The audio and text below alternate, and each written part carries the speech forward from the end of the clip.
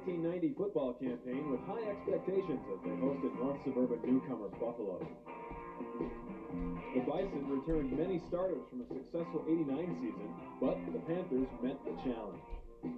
Led by an outstanding defensive performance, the Panther D held Buffalo to under 100 yards of total offense and only 5 first downs, en route to an impressive shutout victory over the Bison. Offensively, the Panthers owned the line of scrimmage and ran 20 more plays than the Bison.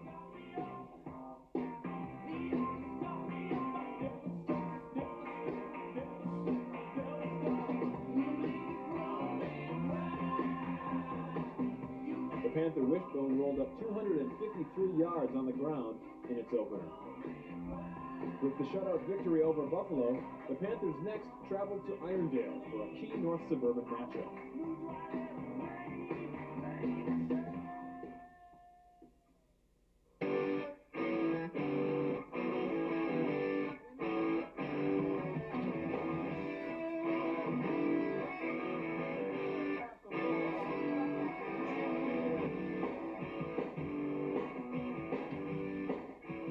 The Panthers started slowly and fell behind 12-0 early in the game against the Knights. After a sluggish first half, the Panthers found themselves down 18-7. The second half saw the Panthers rebound, with the defense shutting down Irondale while the offense moved the ball well. But in the end, Panther mistakes cost the team opportunities to score and forced a difficult game-time field goal with 8 seconds remaining. It fell wide as the Panthers tasted defeat.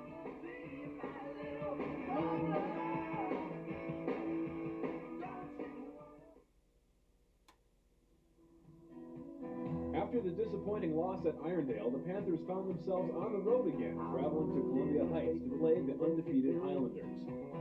Tied at halftime, the second half belonged to the Panthers. Senior halfback Pat Schusted broke loose for a 74-yard touchdown run on the fourth play of the third quarter, giving the Panthers a 24-14 lead. The defense played outstandingly in the second half as they intercepted 4 passes and gave the offense excellent field position. The Highlanders could only muster 63 yards of offense against the Panther D in the second half. With good field position after turnovers, the Panthers scored 2 fourth-quarter touchdowns to win going away. For the 4th consecutive week, the Panthers would have to play an undefeated team. This time, the Mounds View Mustangs rode into Panther Stadium with the Metro's top defense and one of the league's best offenses. The Panthers played their best game of the season to date as they dominated the Mustangs in all phases of the game. The Panther D tied down the Mustang offense all evening long. It held the highly regarded Mustang offense to only 135 yards and 8 points, while causing 2 turnovers. On offense, the line, led by tight end Al Schlichting, tackles Tim Coker and Dave Schrader, guards Josh Fullwider and Brett Littlefield, and center Brian Bolio owned the line of scrimmage as the Panthers rushed for a record 61 attempts. With the victory over the Mustangs, the Panthers moved into a first-place tie for the North Suburban League. And that's how it goes with heroes and friends. I grew up with cowboys. 5 Panther football players earned all North Suburban status during the 1990 season. On defense, senior linebacker Mike Minnema led the Panthers in total defense with 223 points. Senior defensive tackle Scott Parker was a dominant defensive player and finished his senior year with 209 points. Junior free safety Mark Smith finished second defensively, scoring 214 points. On offense, senior halfback Pat Schusted led the North Suburban Conference in rushing with 873 yards. Senior center Brian Bolio anchored an offensive line which enabled the Panthers to rush for over 3,200 yards.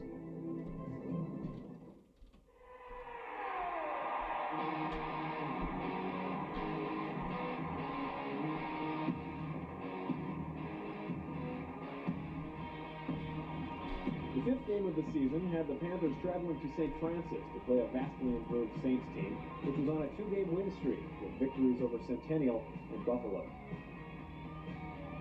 The Panthers were not as sharp as they were the week earlier against Mounds View, making several mistakes en route to a 14-0 halftime lead.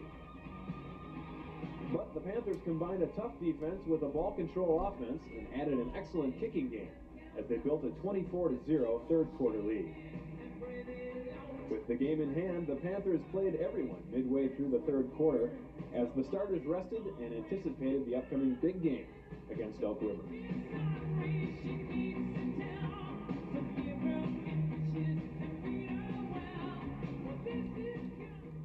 With nearly 4,000 fans on hand, the key North Suburban Conference game of the year would also be the Panthers' homecoming game as they played host to Elk River.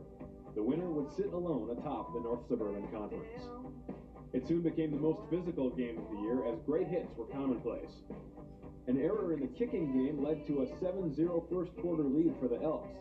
However, halfback Eric Olson went in from 48 yards out to tie the game at 7-7. Senior kicker Matt Gonko's 34-yard field goal cut the Elks' lead to 14-10 at halftime. But the Elks put together a 9-minute drive for a touchdown in the third quarter to take a 21-10 advantage. With the offense unable to score, the Elks won this key North Suburban Conference matchup.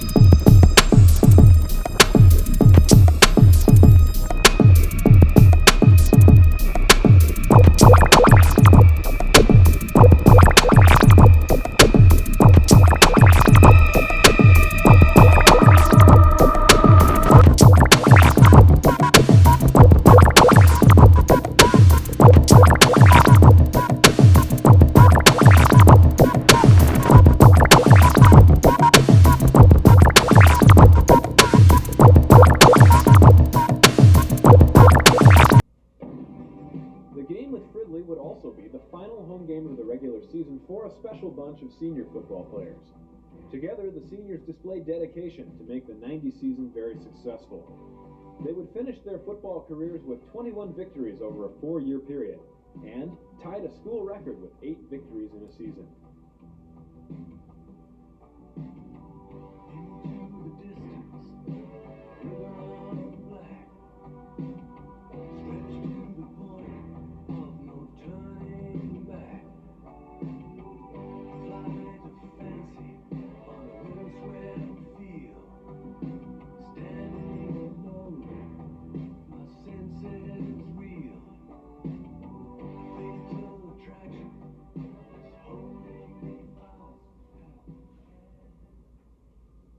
The Panthers entered the final regular season game with an opportunity to win a piece of the North Suburban Championship.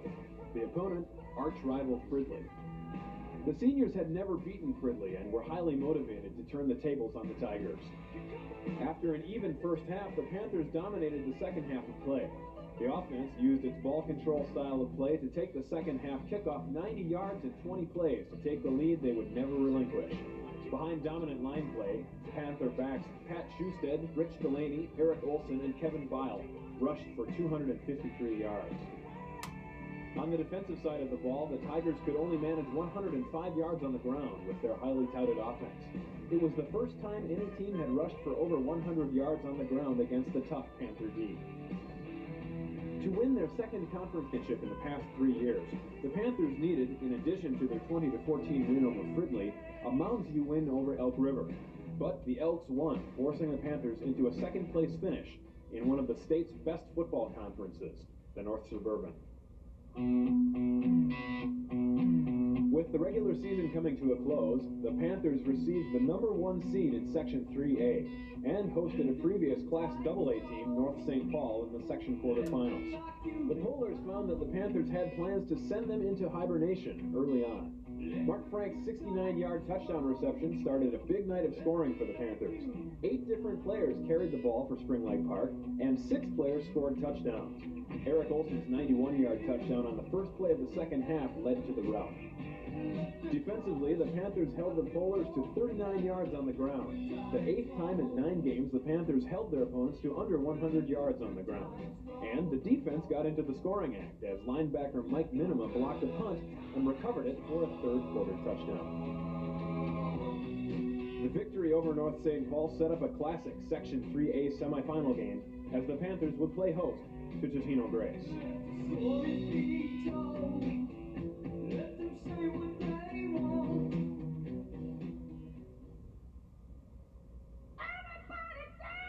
Panther Stadium and Panther football fans probably have not seen a Spring Lake Park football team play any better in recent memory. The defense keyed the effort by forcing 7 Eagle turnovers, 4 fumble recoveries, and 3 interceptions. They held the Eagles to under 100 yards rushing for the second time this season. For the second time during the week, the defense hit the scoring column with Pat Schusted's 53-yard interception return for a touchdown.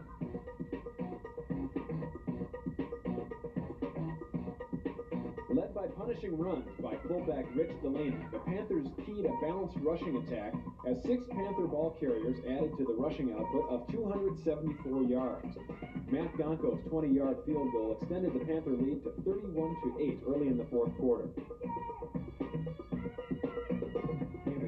With the stunning 38-8 victory, the Panthers pulled themselves to within 1 game of a first-time trip to the state tournament and sat 1 game away from a record for most victories in a single season.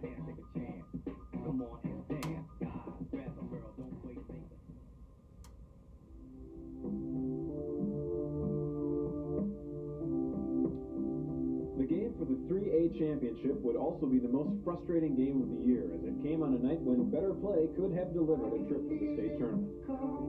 The Panthers did not perform at the level they had played throughout the playoffs. They were victimized by big plays and mistakes.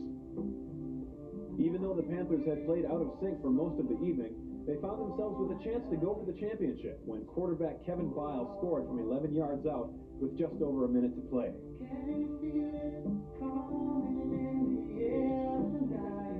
The outcome was finally decided when the Panthers were unable to hold on to the onside kick attempt, and thus a very good season came to an end.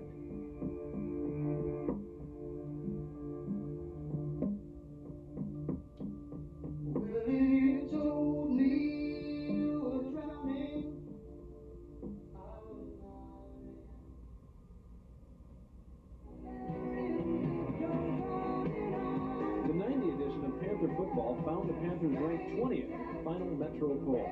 They were ranked in the top 10 in Class A football several times throughout the season. Defensively, the outstanding Panther defense was ranked number 2 in the North Suburban and led the league in rushing defense. They also finished in the top 10 defenses in the Metro. Offensively, the Panthers led the North Suburban in total offense for the 3rd time in the last 4 years. The offense also qualified for the National High School Record Book in 3 categories: offensive plays per game, most rushing attempts in a season, and most rushing attempts in a game. Individually, in addition to the 5 all-conference selections, 6 Panthers earned honorable mention status. Defensively, seniors Chris Erck and Jay Alexander, along with junior Jeff Tykeson. Offensively, senior Eric Olson and junior Josh Colwider and Kevin Bile were honored. Individually, several Panthers received prestigious postseason awards. Scott Parker received All-State Honorable Mention. He was named to the All-Metro Defensive Team. Brian Bolio and Scott Parker were named to the KANO Radio Team of the Year. Pat Schusted was named the Offensive Player of the Year in the North Suburban Conference. Scott Parker and Pat Schusted were named to play in the high school all-star football game. Pat Schusted and Brian Bolio each received scholarships to play college football. For the underclassmen, there is still some unfinished business to attend to.